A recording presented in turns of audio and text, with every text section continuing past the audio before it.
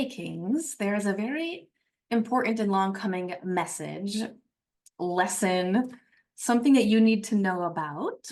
And it won't affect all of you, but it will affect some of you. And those of you who are affected, it could be in a massive way. I'm already like getting emotional about this one. So one of the things that can mimic symptoms of withdrawal from any addiction is something called toxic black mold exposure. Some of you have heard of it before. It's estimated that approximately 50% of homes in the United States have it to varying degrees. And that also goes into the workspace, schools, things like that. And essentially, it is an invisible microscopic neurotoxin, and we all have different levels of sensitivity to it. I am the canary in the coal mine, hyper ultra sensitivity to it. One reason is because genetically, my body takes a long time to clear out toxins. And another reason is people who have a trauma background, like childhood trauma, or have had very stressful events, actually become more physically vulnerable and emotionally vulnerable as well. We'll get into that, to toxic black mold exposure. Now, if you can see it or smell it, that is like 100 red flags that it is like ultra not in the okay zone. Well before you can ever see it or smell it, it becomes toxic in the human body. And let me know if this list of symptoms sounds familiar, because they are also the overlapping symptoms for someone with unresolved trauma or going through addiction and withdrawal. So feeling physically fatigued is a really common one. Even when you're getting adequate amounts of sleep, you might still feel physically fatigued and it doesn't seem to make sense to you. In this list of symptoms, some people might only experience one or two of them. Someone might be experiencing all of them. And I'm just sharing this with you so you have awareness and potentially do some checks in your home, which we'll talk about that. So fatigue, that's physical fatigue and mental fatigue. I call it mashed potato zombie brain. And it's actually the reason why I had to cancel Bravery Bootcamp last week is because I was experiencing this through an exposure to the toxic mold that I had that will likely take me months to overcome it. It takes a long time for the body to eliminate this. Oh, I should show you the lineup of detox stuff that I'm taking right now. Holy moly. So physical and mental fatigue, emotional regulation gets decreased and anxiety goes up, racing thoughts goes up.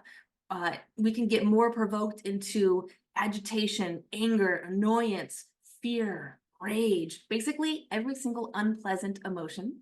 Every challenging emotion, every emotion that is a stress response, we are triggered easier if we're dealing with the mold issue, and also to a heightened degree, and it takes longer to overcome it. We don't want that. We don't want that. With this exposure that I've had, I'm crying over things that I normally would not bat an eye at all. My friends and I, who are in a recovery group to overcome microscopic neurotoxins, which is microscopic, the mold, and the ciguatera neurotoxin that I had from ingesting that naturally occurring seafood neurotoxin. There's a lot of overlaps there. That's another life event that made me hyper sensitive to it, like above and beyond. And so that emotional sensitivity has been, whew, I'll tell you what, no bueno. Things like depression or apathy can show up as a result of the overwhelm. Basically, every stress thought that you normally have as a loop or a pattern or a limiting belief that is stressful, those you tend to have them more often and they amplify. They get more intense because this is, my friends and I who are in the support group, we call it going limbic, or we're limbic. So I'll tell them like, oh, I'm so limbic right now. And the limbic system part of the brain is largely responsible for our stress response and our emotions that go along with that. So we have a term amongst each other that we use. I was telling them like, oh, I'm so limbic right now. I've been like crying over things I shouldn't be crying about, and or being angry. I found myself like in this in a state of like righteous indignation and like having these conversations like in my mind that were very valid, like self-validating. And I know that these are symptoms of being limbic, which is really the symptom of the way that the microscopic neurotoxin is experiencing itself in my body. And it's small enough to pass through the blood-brain barrier and literally enters the brain and causes an inflamed brain, which then all of those unpleasant things amplify. And the other ways that it can show itself is chronic pain will go up. It will either show up or get more intense. It can show up as ways of the skin can be doing things. Autoimmune things get triggered. Anything autoimmune related gets triggered. A lot of times that's on the skin for some people. And a lot of people are experiencing all of these symptoms all the time, or some of them, and they don't know why. And for many of these people, which it might be you in some of these cases, that they or you are living in a moldy environment or in the workplace. And I had recently been spending some time in a building that actually had a whole lot of mold in it. And I was wondering, I'm like, why am I so fatigued at the end of the day? Why am I feeling so exhausted? What, like, all this stuff, like racing thoughts, anxiety, insomnia, like we're just showing up, like it just skyrocketed. And I realized after a few weeks, like, oh man, this is definitely mold exposure, hands down, no questions asked. My doctor put me on a prescription toxin binder that I will be taking for about 4 to 6 months, because it could take that long after just this 3-4 week exposure for it to eliminate from the body. And I'm on a whole bunch of other things. And so why I'm sharing this with you is you might be doing everything in the book to overcome this addiction. Your meditations and your affirmations and your physical exercise and your sleep routine is dialed in, and your breath work, and you're getting that good, healthy socialization that is so desperately needed, and you are bonding emotionally with people and connecting, and you're going out and doing good things in the world that helps you to feel so valuable, and you're stepping into your superhero energy, your king energy, you're just doing all these wonderful, amazing things. And maybe you're so frustrated, like, why are all of these symptoms coming up? Why?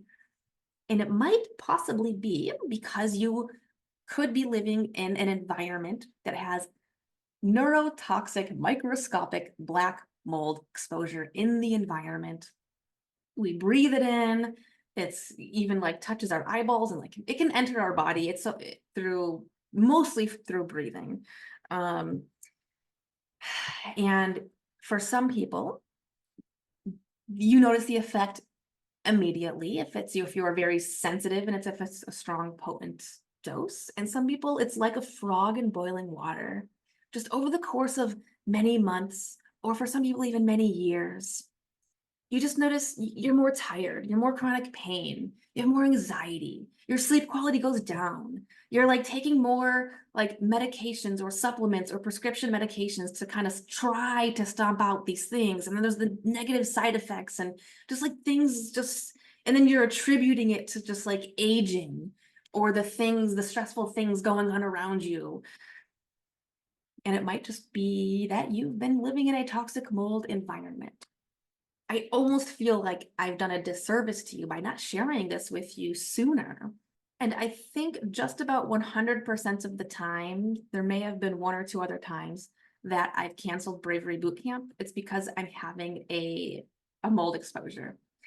I'm so sensitive that I'm even on we've all heard of low carb diets and ketogenic diet and the paleo diet and all that, right? I'm on a low mycotoxin diet. Mycotoxins are mold spores that are neurotoxic, and they are found in things like grains and legumes and nuts and seeds and things like that.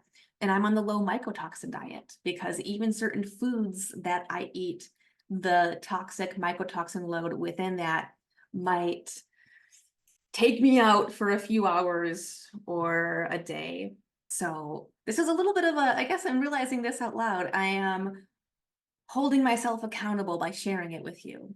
And the way that I show up the best for you is when I take the best care of myself, which means low mycotoxin diet and also sharing all this information with you.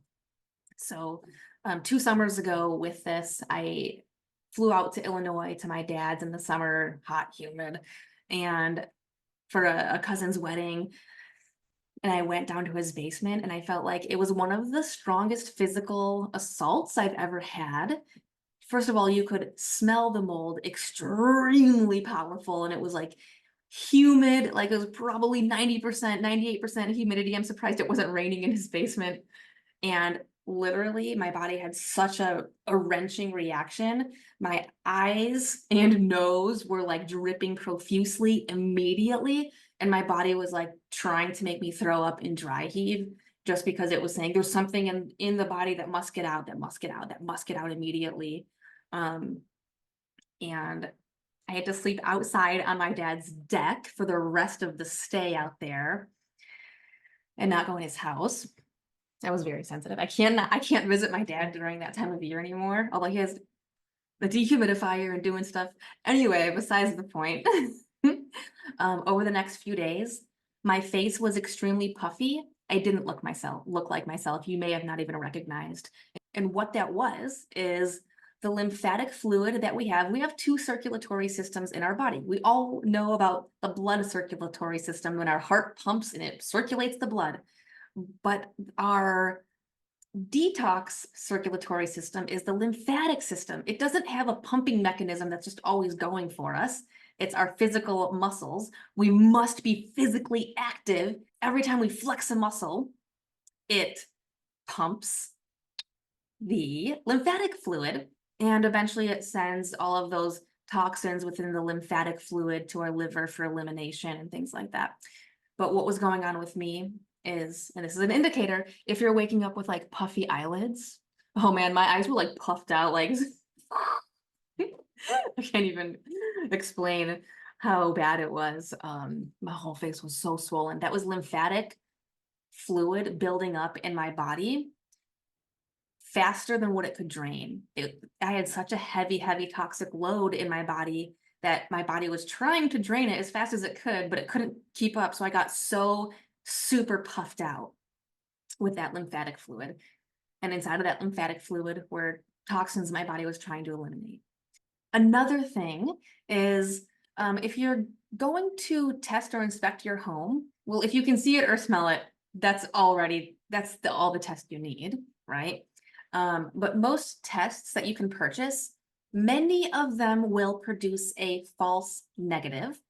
And the doctors who are in the know about mold exposure and testing and treatments and symptoms and all the things, they actually don't even promote testing because they just say, hey, this is obvious. This is the protocol. Let's put you on the protocol. Mold remediation in a home can be very costly, very expensive. Sometimes it just means replacing some drywall, underneath any of the sinks, anywhere that there's been a leakage in the house, things like that.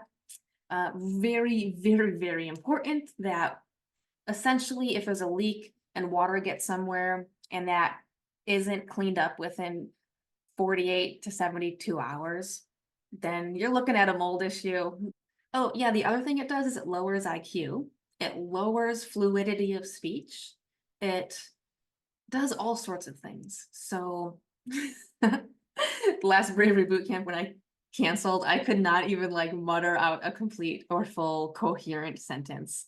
I was down and out. And I had attempted to go to the gym that day. And after about 10 minutes on the stair stepper, I was like, holy moly, I am just totally exhausted. Normally I'm the person who I'm like, hey, let's go on a 12-mile hike and do a 2,500-foot elevation gain. And I'm going to put rocks in my backpack because otherwise it won't be challenging enough. And that's normally like who I am and what I'm doing. And 10 minutes on that stair stepper of going slower than usual, I got this crazy pounding headache, and my body was so totally fatigued But the good thing was I was using my largest muscles in my body, which was my legs, and it was pumping lymphatic fluid for toxin elimination. And right after that 10 minutes of the stair stepper, I was planning on going a lot longer and a lot faster. I went right into the sauna for detox. And then a few hours later was supposed to be Bravery Bootcamp. And during that window of time that followed into the next day, the entire next day, I was down and out too. My body and my mind were like mashed potato zombie, couldn't do anything. And that's because my body was extra in toxin elimination mode. And oftentimes when the body is in the peak of elimination is when we feel the worst. This is also why some people take 1 or 2 days after they get a professional massage. That is like manually with your hands squeezing the lymphatic fluid. You can actually go and specifically get a lymphatic massage, since most of it is right below our skin. And this is a toxin elimination massage. But this is one reason why we must always be physically active on a regular basis so that we get that lymph fluid going. Because if it builds up too much, holy moly, we're going to have mashed potato zombie brain. Things are going to be harder. It's going to contribute to being more impulsive and compulsive. Yes, I said that right. Okay, there we go. It's going to be significantly harder to say no to those escapism activities, to any urge, whether it's pornography or hiring that prostitute or eating the junk food or binging Netflix or mindless doom scrolling or online shopping, binging, all of the things that just feel so good in the moment, right? We're going to be more prone to be doing all of those things when we are limbic, when we are living in a moldy environment. It totally overlaps, very much so, and amplifies all the challenges of addiction and addiction recovery and trauma recovery. That is what a moldy environment will do. It is under talked about. I have a very, very inside scoop of the CDC. One of my very best, amazing friends is pretty darn high up at the CDC. And she is currently on a 3-year recovery journey from toxic mold exposure after living in a house with it for many years. It's taking her, she's 3 years on her recovery journey and still recovering from being so limbic and she just talked to some of the highest people in the CDC and told her story and gave a very scientific perspective on it as well. And they basically said, holy shit, humanity is underserved and people are suffering and they're going to start, sounds like the ball is moving. I can't say too much yet. Can't say, secret. But people who have suffered with chronic mold exposure oftentimes don't know it. And the people who are aware of it and do know it, most doctors are so uneducated on this that we have to be our own advocates. When I initially went to one of my doctors years ago and said, this is what's going on, this is the prescription I need, this is how it's going to help. She's like, I've never heard of that. I don't believe you. That prescription is for something totally different. And I said, this is the peer-reviewed clinical trial by Dr. Richie Shoemaker. Go look it up. And she left and she came back like 10 minutes later and she goes, oh yeah, you're right. Here's the prescription. Normally I'm like super anti-prescription person. I'm like, get me off of all prescriptions. And this one is definitely worth being on for someone who is working on eliminating any fat soluble toxin from the gut. That is microscopic. That is this one. So you may have been just really giving it your all, doing all the best things, and you're still experiencing all the worst symptoms. You may be living in a moldy environment. And you're going to definitely want to keep the humidity in your home 60% or lower, 60% or lower, 60% or lower. And you're going to definitely want circulating air, fans, UV rays. UV rays will act like open the windows, let the UV rays come in, let it circulate. Keep the humidity below 60%. Do whatever it is you need to be the healthiest version of yourself And when we are living in a clean environment, it makes healing from addiction and trauma so much easier. In fact, from my experience, if someone really is living in a very toxic environment, feel like that the environmental toxins that are overloading our body, I personally do not believe that it is possible to overcome trauma or addiction while living in that environment. For someone who is sensitive to it and really experiencing those symptoms. And it does affect 100% of everyone, but we all have different levels of sensitivity to it. And we're all going to experience the symptoms maybe a little bit different. They might show up in a little bit different of an order, right?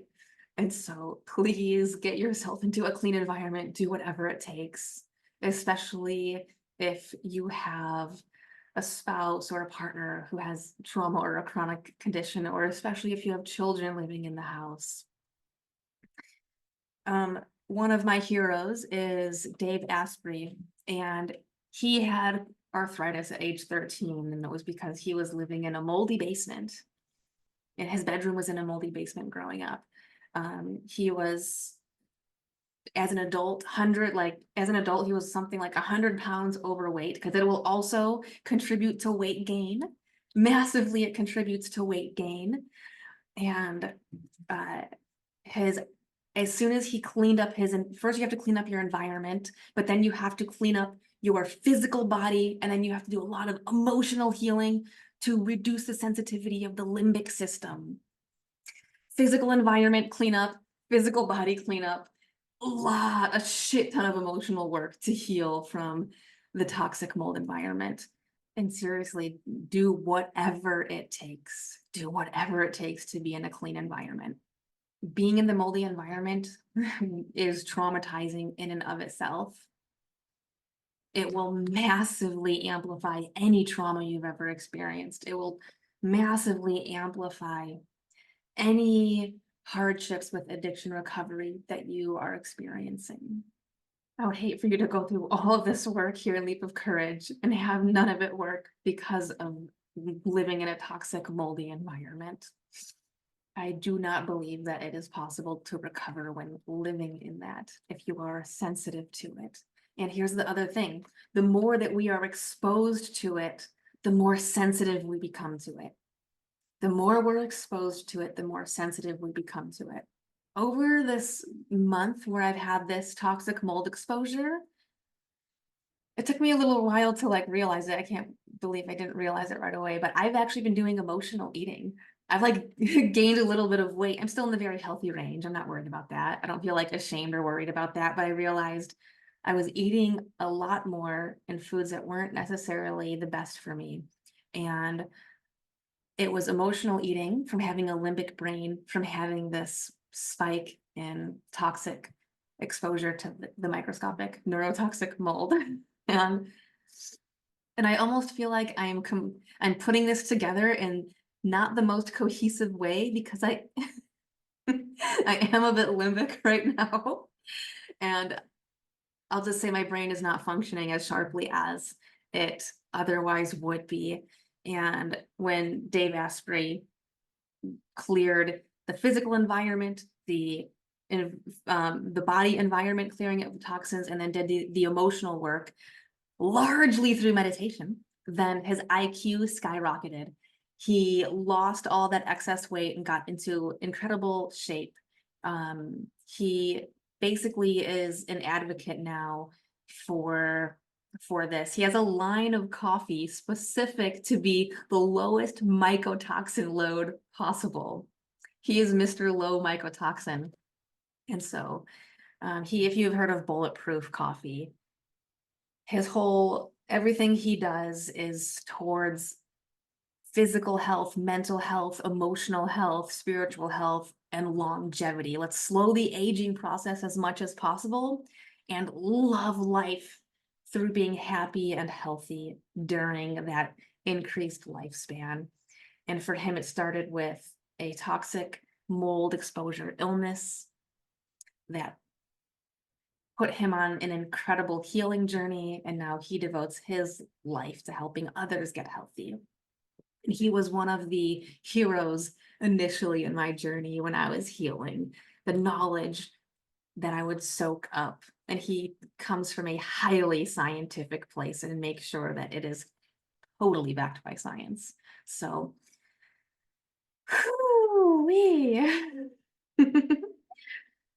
before I started this, I was like just sitting here in front of the Zoom before I press record, and I almost just started crying, thinking of like how massive this really is. So that's really it for this lesson. You can stop right now. And for anyone who is interested and curious about the supplements that I'm taking, because maybe you already know that you're suffering from toxic mold exposure and you're curious, I'll say it's illegal for me to recommend anything here in the state of California. But what I can do is say, hey, there's people who've said that this has worked for them, and go and ask your doctor or research it yourself. Voila. So the one prescription that I'm on is called cholestyramine,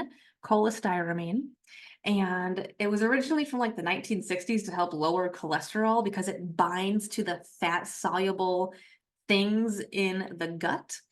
And what people who have microscopic neurotoxins see, the liver, like the lymphatic system sends it to the liver sends it to the gut for elimination. But what happens is these toxic chemical compounds are so tiny that once it enters the gut, instead of passing through and not having it in your body anymore and passing it essentially through a bowel movement, what it does is this little neurotoxin will slip right past the intestinal wall and go right back into the bloodstream and circulate in the body and latch to something that is fat soluble, such as in the brain, is made primarily of fat, and it will start to do oxidative stress and inflammation, and it's just wreaking havoc, things like that. So this will bind to the fat soluble toxins in the gut so that they can actually be eliminated, because when it binds to the cholestyramine molecule, it renders it too large to pass through the gut lining. And even a lot of doctors, I had to I had to tell my doctor how I take it because the instructions were totally wrong. They had the instructions for how you take it if you lower cholesterol, which is with a meal. This is on a totally empty stomach, completely empty stomach. I don't eat for hours after I take this, because otherwise it would bind to the fat soluble vitamins and other good fats in my food that I want to have for my body. And then what that would do is it would render the surface area in this non-bioavailable. So there's no surface area left to it for it to bind to the actual toxin. So there's that. Zeolite powder. A lot of these have molecular structures that essentially will bind to toxins in the gut and elsewhere in the body. A lot of this stuff just stays in the gut and doesn't go systemic in the body. And so these things will bind to the toxins in your gut. So a lot of it has to be eaten on an empty stomach. Zinc helps for toxin elimination. Cilantro helps for toxin elimination. This stuff actually goes, some of these things will go inside the actual cell to help pull out the toxin, and then it will bring it into what's called the interstitial fluid, the fluid between each individual cell, and the interstitial fluid brings its way into the lymphatic system. Interstitial fluid is essentially like lymphatic fluid, and it brings it to your lymphatic system for drainage. And activated charcoals, another one.